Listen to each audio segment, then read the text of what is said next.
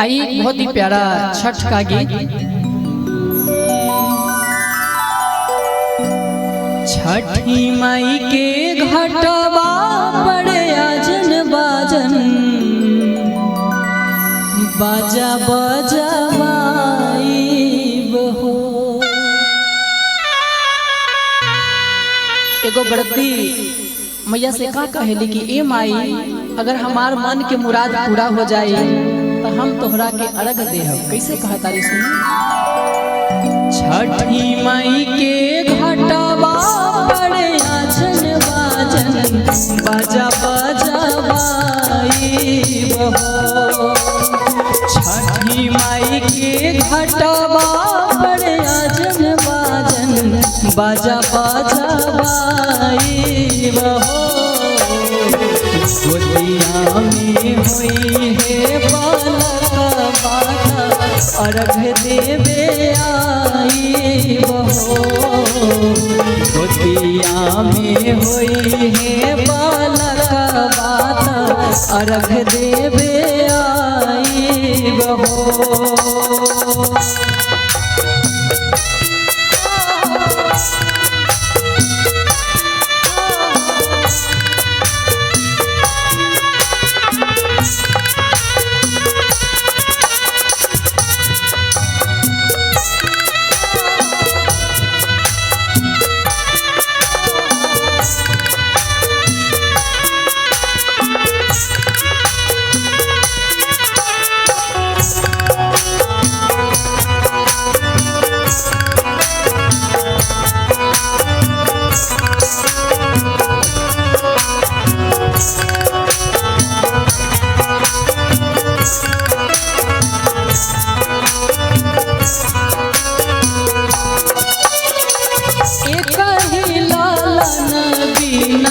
छछनील मनवा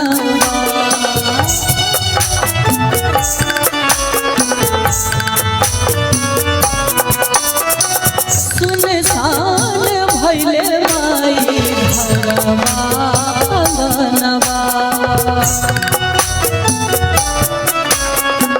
ए माई एक ही लालन बिना छछनील मनवा, सुनसान भइले माई घरवा बनवा। पूरा होई है दिलवा के सपना, जलसा कराई बहो। पूरा होई है हमरा सपना, जलसा कराई बहो। गोदिया में हुई है बालक बाता, अर्घ देवे आई बहो। गोदिया में हुई है बालक बाता, अर्घ देवे आई बहो।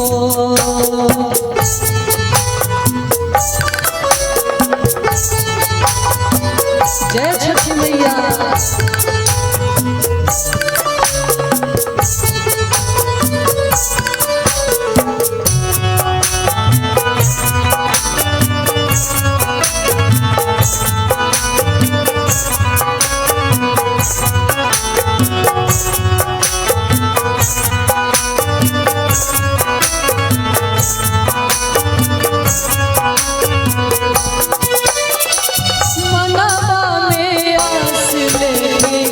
रोबिनी बछनिया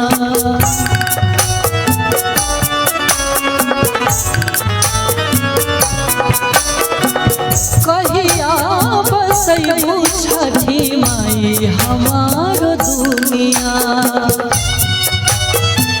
ए माई मनवा में आस ले रोबिनी कहिया बसैबू छठी माई हमार दुनिया। ऐसन सुनर भाला पाई बता, सूरज को हराई बहो। ऐसन सुनर भाला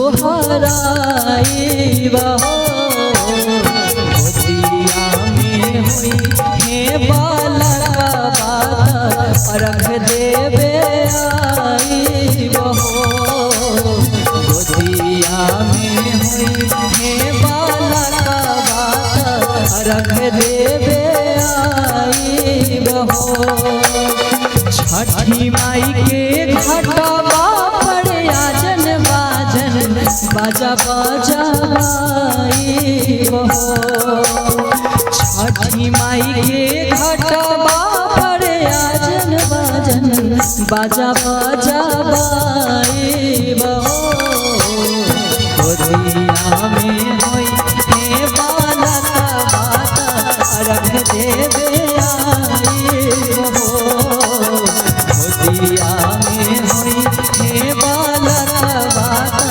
रख देवे आई बहो गोदिया